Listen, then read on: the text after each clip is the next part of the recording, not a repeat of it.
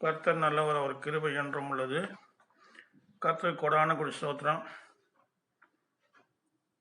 கர்த்தருடைய நாமத்தில் இந்த தினத்திலும் உங்கள் மத்தியிலே பேச கர்த்தனுக்கு கிருபை செய்வதற்காக கர்த்தர் கொடான கொடி ஸ்தோத்திரம். வேத வார்த்தைகளை தியானிப்போம். கர்த்தர் நல்லவர். ஹல்லேலூயா. சங்கீதம் 84 10-11 வசனங்களை நான் படிக்கிறேன், கேளுங்க. 1000 நாளை பார்க்கிலும் உமது பிரகாரங்களில் செல்லும் ஒரே நாள் நல்லது. ஆகாமிய கூடாரங்களில் வாசமாயிருப்பதை பார்க்கிலும் என் தேவனுடைய ஆலயத்தில் வாசப்படியில் காத்திருப்பதை தெரிந்து கொள்வேன் என்று சங்கீதக்காரன் சொல்றான். தேவனுடைய வாசப்படியில் ஆகாமிய கூடாரங்கள் 1000 நாளை பார்க்கிலும் தேவனுடைய பிரகாரத்தில் ஒரு நாள் இருக்கிறது நல்லது சொல்லிட்டு வேதம் சொல்லுகிறது. ஹல்லேலூயா. கீழே சொல்லுது, ஹல்லேலூயா. தேவனாய கர்த்தர் சூரியனும் கேடக்கும், கர்த்தர் கிருபையும் மகிமையும் அருள்வார், உத்தமமாய் நடப்பதற்கு நன்மை வழங்காதிரார்.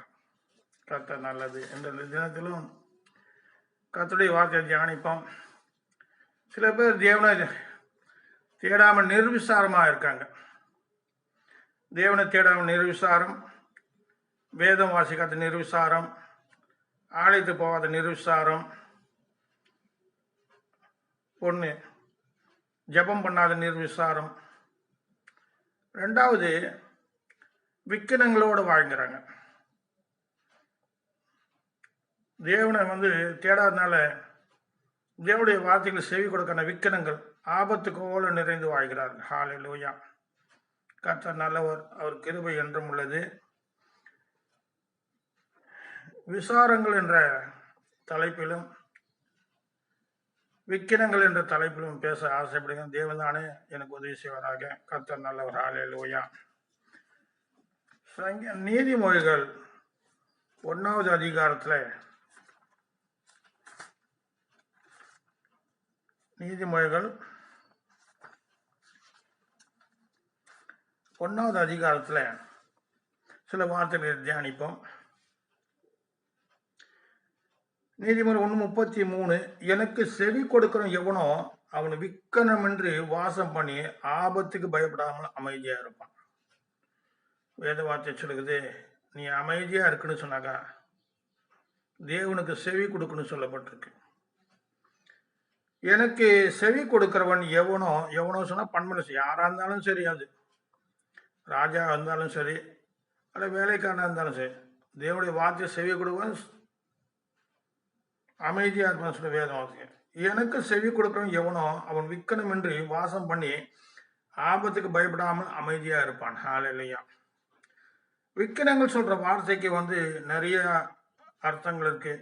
200-250 வார்த்தைக்கு மேல இருக்கு. அவளையும் எடுத்து சொல்ல முடியாது. பொதுவாக விக்கினங்களுக்கு அழிவு சொல்லிட்டு சொல்லலாம். விக்கினங்கள் அழிவு வரும்.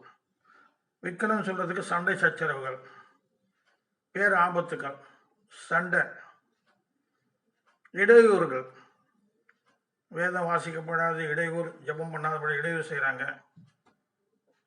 இந்த இடையூறுகள் சொல்றது கூட விக்கினங்களுக்குள்ள வருது. ஹல்லேலூயா. அப்போ விக்கினம் ஆபத்து இல்லாம வாங்கணும்னு சொன்னாக்கா கர்த்தர் சொல்றாரு, எனக்கு செவி கொடுங்க சொல்றாரு. இங்க வேத வார்த்தை சொல்கிறது, எனக்கு செவி கொடுக்கிறவன் எவனோ அவன் விக்கிரமின்றி வாசம் பண்ணி ஆபத்துக்கு பயப்படாமல் அமைஞ்சிடும். இப்ப பாருங்க,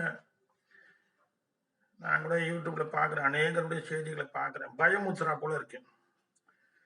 உலகத்துல வர்றது எதோ சயின்டிஸ்ட் எல்லாம் கண்டுபிடிச்சு அதை சொல்லி பயம் காட்டுறாங்க. இது வருது, அது ஆபத்து வருது, இந்த ஆபத்து. எல்லா வேதத்துல எல்லா ரகசியம் சொல்லப்பட்டிருக்கு. ஹல்லேலூயா. எந்த ஆபத்து வந்தான்னா, எந்த விக்கினம் வந்தான்னா, நீ தேவனுடைய சட்டைக்குள்ள நீ அடைக்கணும். ஹல்லேலூயா. மத்திய சொல்றாரு, கோயை தன் குஞ்சுகளை கூட்டி சேர்ப்பது போல அநேக முறை நான் உங்களுக்கு மனதா இருந்த உங்களுக்கோ என்னிடத்துல வர மனதில்லை சொல்றாரு. கோயை தன் குஞ்சுகளை கூட்டி சேர்ப்பது போல. பாருங்க, கோழி தன் குஞ்சுகளை பாதுகாக்கும். ஒரு பாம்போ கீரியோ இல்லை பறந்து வந்தாக்கா அவ்வளோ வேகமாக போய் அது தாக்கும். அப்போ அந்த பிள்ளைங்களை கூவி உள்ளே கூப்பிட்டுக்கும் சிறகுக்குள்ள. அதே மாதிரி நம்மளோட தேவன் என்ன பண்றாரு, அவர் அவர் அவர் கடத்துக்கு மறைவுகளே வரணும்னு சொல்றாரு அவர் சிறகுக்குள்ள. ஹalleluya. உங்களுக்கு மனதில்லை. ஏன் விக்கிரங்கள் வருது சொன்னாக்கா, தேவனுக்கு செவி கொடுக்கறது இல்லை, தேவ வார்த்தைக்கு செவி கொடுக்கறது இல்லை, தேவனுக்கு கீழ்படியது இல்லை விக்கிரங்கள். சண்டை ஏன் வருது வீட்டில் சொன்னாக்கா, அது ஒரு விக்கணும். சமாதானம் ஏழு அது ஒரு விக்கணும். ஏன்னா தேவனுடைய வார்த்தையை கேட்டு தேவனை தேடும் போது சமாதானம், சந்தோஷம், அமைதி இது நிறைய வரும்னு சொல்லிட்டு வேதம் சொல்லுகிறது. ஹalleluya. சங்கீதம்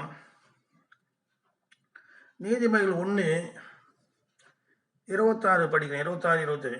ஆகையால் நானும் உங்கள் ஆபத்து காலத்தில் நகைத்து நீங்கள் பயப்படும் காரியம் வரும்போது அகடமியம் பண்ணுவேன். அகமடியம் சொன்னாக்கா பரிகாசம் சொல்ல ஏளனம்.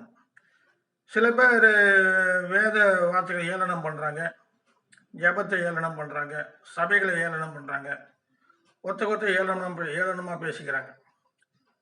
செய்திகளோட பாருங்க, ஒரே சண்டை தான். ஒருத்தர் அந்த ஊழியக்காரர் இப்படி சொன்னார், இந்த ஊழியக்காரர் இப்படி சொன்னார், சண்டை. அது என்ன? அது ஏளனமா பேசிக்கிறது. அகடமின்னு சொன்னாக்கா ஏளனம் சொல்லிட்டு சொல்லப்பட்டிருக்கு அகராதியில. ஒருத்தர் ஏளனமா பேசுறது. யாரும் யாருக்கும் கனம் பண்ண முடியாது, இருந்தாலும் வாய் இருக்கு பாருங்க, ஏளனமா பேசுவாங்க.